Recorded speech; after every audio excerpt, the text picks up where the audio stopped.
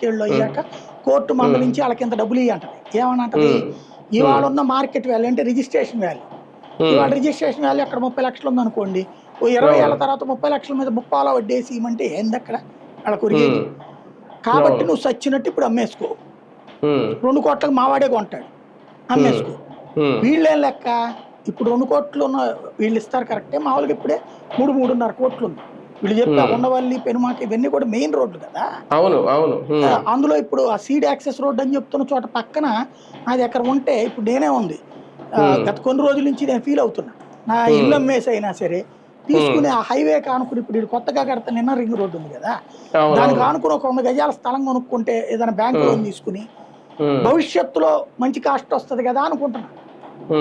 కాకపోతే ఇల్లు కొనుక్కునేవాడు దొరకట్లేదు, అందరూ అమ్మేవాళ్ళు అయిపోయారు ఇల్లు. అదొకటి. ఇప్పుడు ఇక్కడ మీరు కొనే పరిస్థితుల్లో కూడా లేదు, అది కూడా చూసాను.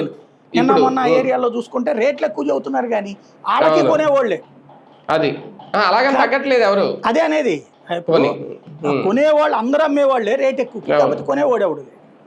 ఈ సిచ్యువేషన్ లో జరుగుతున్నప్పుడు వీళ్ళందరూ ఏమనుకుంటున్నారు, ఇవాళ 3 కోట్లు ఉంది, మనం ఎందుకు వదులుకోవాలా, రేపు పొద్దున మన చేతిలోనే ఉందామంటే వీళ్ళు ఏం చేస్తున్నారు, అక్కడ దాని పేరు ఏమంటారు, ఇన్నర్ రింగ్ రోడ్ వేయాలా, రెండవది వచ్చేటప్పటికి స్టేడియం కట్టించాలా, రైల్వే స్టేషన్